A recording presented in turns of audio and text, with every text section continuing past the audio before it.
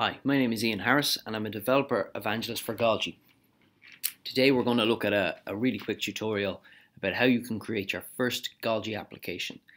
And we will take you right from logging into your developer account right through to creating the application, compiling code on your embedded device and starting a web API.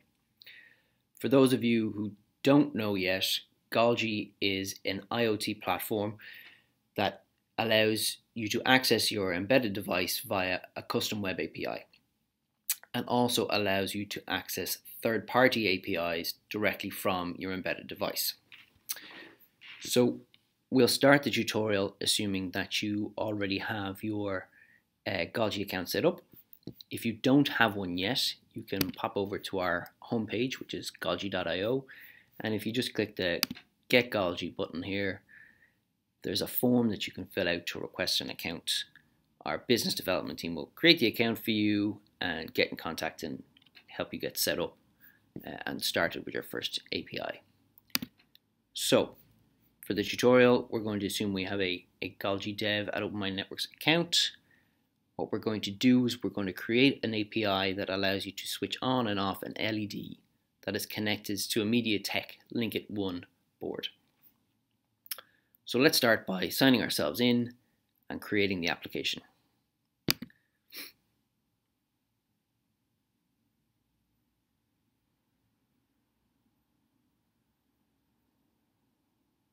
So when you sign yourself into the portal, you'll see a couple of details about your account, your name, your email address, your account type, your API route, which will be the root of the domain for all of your API requests. So you can see at the bottom here we've got multiple applications. All of those applications will be accessed via golgi-dev.golgi.xyz, and the beginning of the URL will determine which API you're accessing. Now obviously for your own accounts your API route will be different, but it's the same, API route.golgi.xyz. And then we just have some details about your usage limits. Golgi usage is tracked on a month-by-month basis. So this month period began for this account on the 13th of November 2015. And in that period, we've had no users and we've transmitted no data. And so then down at the bottom, we just have your registered applications. You can see there are a couple here that we've created in the past, but today we're going to create a new one. We're going to create an application and we're going to call it Hello World. This is going to be the same as the Hello World example that you can see in our documentation, which is just over here on docs.golgi.io. So here's our new application. We can click into the application and we will see the fields we need to fill out to create the application. So we'll click the edit button. We're going to want to give the application a name. So we'll call it Hello World. An API domain will be Hello. And then we'll need an API definition. Now I've taken the API definition from the documentation page, which outlines this application. And it's very simple. It contains a structure LED, and that LED has a value. It's a 32-bit integer, and that value will determine whether we want to switch the LED on or off. There is an exception called demo exception, which contains a single 32-bit integer called integer value. The demo exception can be returned in the case that there is some error with switching on or off an LED.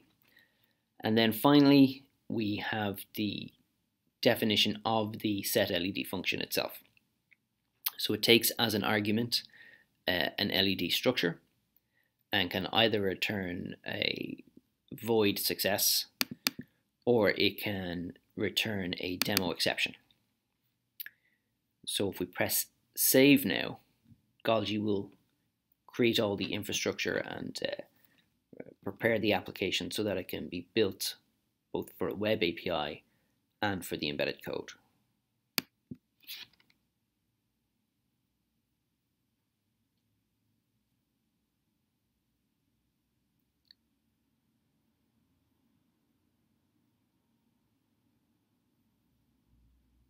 So you can see now our API access key has been filled out, and the API access key is the key that you will include in your HTTP requests when sending requests to your embedded board. You can see then below that your API definition is saved. There is a hosted web API console button, which will bring us into the hosted web API console, where we can build a Docker image and launch that in Golgi's hosted service. And then below that is the embedded source code generation section. So you can create code for Arduino, Intel, MediaTek, Gainspan, and other is code that contains all of the Golgi functionality but doesn't have a network layer, and is intended for developers to be able to deploy on custom architectures where all they have to do is write a network layer that Golgi can access. So we'll click now into our hosted web API console, we'll get an image built, and we will start that image. So we can see our application name and domain, as we said earlier, golgidev.golgi.xyz/hilo. You can see that there are no running instances in the Golgi hosted service, and there'll be no public IP because there's nothing running yet. So before we start an API, we have to build an image. So this just builds a Docker image under the hood, which we will launch then in the hosted service. So we click that there. There's a lot that goes on in the build image, so the building of the image can take a little while.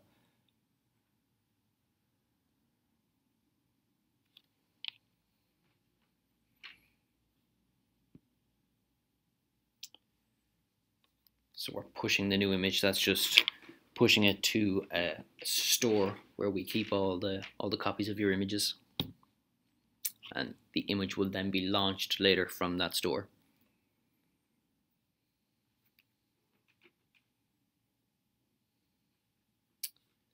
So that's the image built and pushed to the store successfully. So the next thing that we'll want to do is we'll want to launch one of those images, and we can launch one of those images just with this little start API.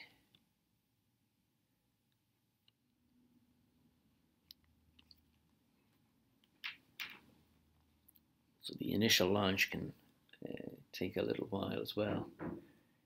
If you rebuild your image later after adding more information to it, more structures, more function calls, you can use the rolling update button that you can see at the bottom here. And what the rolling update button will do is it will start your new image and then stop your old image automatically, so you don't have to go through the process of stop API and restart. So the image started successfully. Sometimes you need a little bit of time for the DNS updates to propagate, because the golgidev.golgi.xyz/hilo will now point at your image. Now we haven't done any embedded device programming yet, so there is no board for us to turn off and on an LED. But let's just make a request, and we'll see that we get a timeout. We'll have to send the request to a as of yet non-existent board. We'll call it empty board, and that's what we'll call our board later on. So we need to pass a authorization header, and then we shall tell it what content type we have. We'll be passing application JSON. We'll want it to be a post, and then the data it will contain is an LED structure which contains a value, and we want to switch the LED on, so we'll pass it a 1. and that request will fail now because we have no embedded device registered as MT board working. Okay, so then on this curl request, we can see that we have a gateway timeout, and that's because we were requesting that the LED be set on a destination of MT board, but that destination obviously doesn't exist yet. So let's next look at the embedded code. So as we said before, we're going to use a MediaTek Link at One board, so we select that option from our embedded code section and then click the Generate Embedded Code button. We get a little progress bar of the code generation and we're done. So we can click the Download Code button and see our code downloads to our download section. So let's create a directory empty hello world where we'll store our code. CD into it.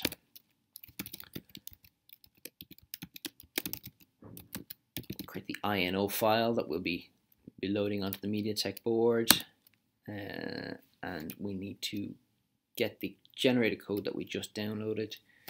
So let's extract that code. It will be in downloads, and it's the high-low Wi-Fi.tar. So that's better. So we've got our INO file, which will be our main file. We have our libgolgi.cpp and we've got our libgolgi.h, and then we've got this example stuff.cpp file, and that contains little snippets of code that will help you to use the libgolgi.cpp file. So let's launch the Arduino app to write some of this code. So if we open hello world, there's our hello world.ino. We can close this empty sketch.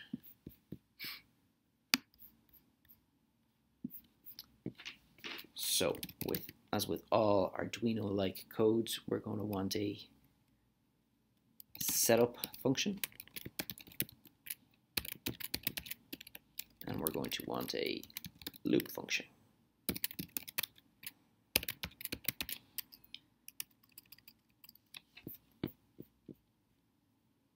Now, if we look over at our example stuff.cpp, it will show us examples of how we can, or what we should call in setup. So we need to call it Golgi setup.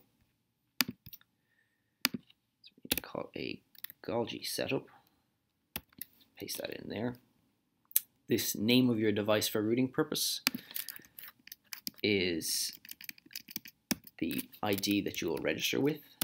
Now, remember, we were looking to access MT board, so let's register as MT board. We'll also need to set a Wi-Fi SSID and a Wi-Fi password, as we'll be connecting over Wi-Fi.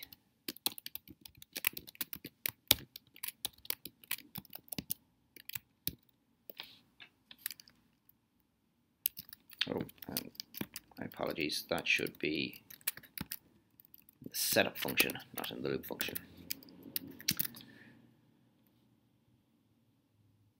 So there's our setup. Another part of our setup will be we need to be able to accept inbound set LED requests. And that can be done using this high-low set LED handler. So if we grab this code, just down as far as here, and we paste that into our main file, and this will create a class that allows us to accept those requests and process them. So in this inbound set LED is where your inbound request arrives, and we just have some if-else statements here. So if everything is okay, you're going to return success to the requester. If there's some error, you could potentially return a Golgi exception. A Golgi exception is an exception that's defined for all Golgi applications. It's a default exception type. You'll remember from our API reference that we defined a demo exception, so there's also the opportunity to return a demo exception in this case. So for this, I'm going to take out the Golgi exception, and we will only use the demo exception to report errors. And we're going to need an everything okay condition. So let's start by getting the value that was passed. So in our argument, we can get the LED structure that was passed, and from that we can get the value that was passed, and that is a 32-bit integer. So we want to switch on or off an LED. So let's say, I suppose I should assign that to a variable. So let's say that the value has to be either 0, meaning off, or it has to be 1, meaning on, and we'll assume that all other values are some error. So our if-else if becomes an if-else, and if we get a 0 or a 1, we are going to switch on/off LED. And we'll come back to that now in a moment. If we do not get that value, we're going to return a demo exception. And we have our demo exception instantiated here, but we need to set the error value. If we go back and take a quick look at our definition, we can see that the demo exception has one value. It's a 32-bit integer value called integer value. So we should have a set integer value function, and we'll just say 400 for the moment.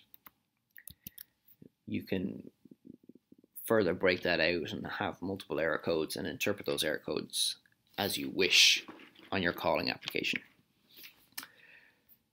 So now we need to allow ourselves to set on or off this LED. So to do that, let's define an LED pin. Let's say that our LED pin is going to be pin number 3. So when we get this value, we are going to do a digital write LED pin high, and that's in the case that val is 1.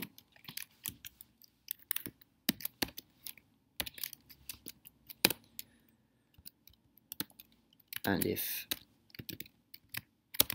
val is 0, we will do a digital write LED pin low. Of course, we need to set up this digital pin. So in our setup function, we'll do pin mode LED pin output.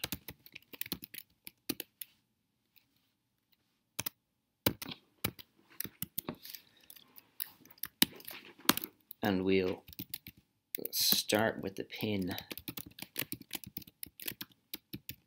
set to off.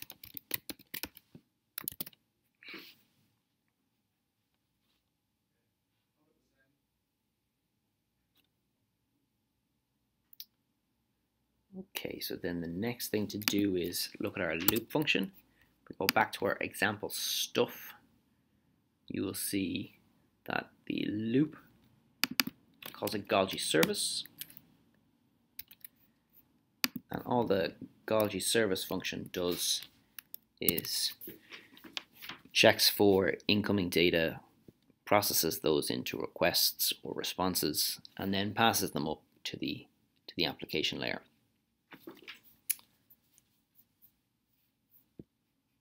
And then of course we have created our class, but I forgot to register our class. So we have this class ILO set LED handler that can handle inbound set LEDs, but we need to register that, and that can easily be achieved by creating a new ILO set LED handler and registering receivers.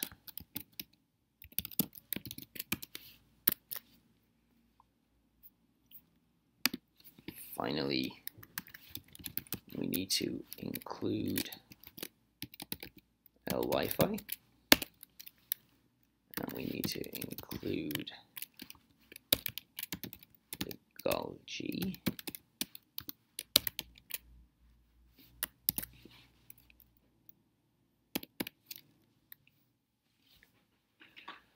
And now let's try and verify this. So let's have a look at, make sure our board is set right. Yet it is a link at 1. Let's verify we've got everything in order.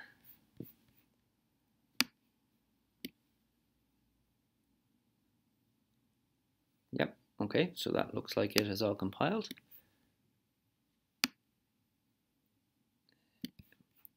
One last thing I'm going to do before we install this on the embedded device is I'm going to go into libgolgi.h. You'll see there's a hash defined DBG here, and it's set to serial 1. There's no serial 1 on a MediaTek Link at 1 board. There is a serial though. And if I then go back to my Hello World and do a serial.begin 9600, we'll be able to see some debug statements printed out. And let's add one of our own. There are some already in the libgolgi file. It's just a notification that we've received a set LED request. So now our board is connected. Let's check our port. That looks good. So we should now be able to upload to the board.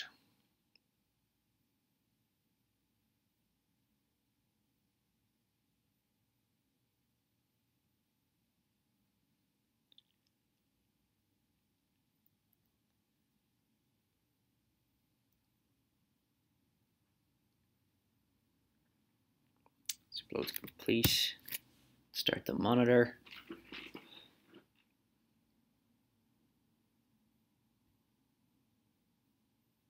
Successfully connects to the network. We've sent a registration. The registration success means we've successfully registered with Golgi. You should see in the printout these NOPs, which is a no operation, which is just used to keep the TCP connection live. So that's a live connection to Golgi. So let's go back to our command line.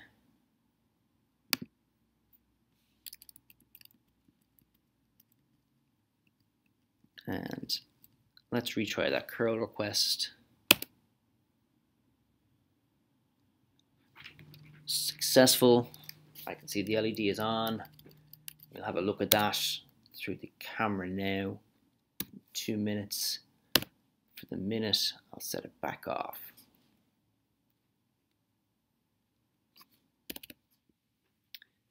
Okay, so you can now see the MediaTek Link at 1 board. It's attached to a solderless breadboard. that just has a resistor and an LED. And this is the LED that we will switch on and off. So if we issue the command to switch that LED back on, you can see our post request returns success to our command line and our LED comes on. Equally, we can issue the command to switch that back off and the request turns the LED off. So that's it. That's all you need to do to set up your first Golgi application. If you want more information about Golgi, you can get it at www.golgi.io. You can also get information at our documentations page, which is docs.golgi.io, or get in touch with the team at info@golgi.io. Thanks for watching today's tutorial.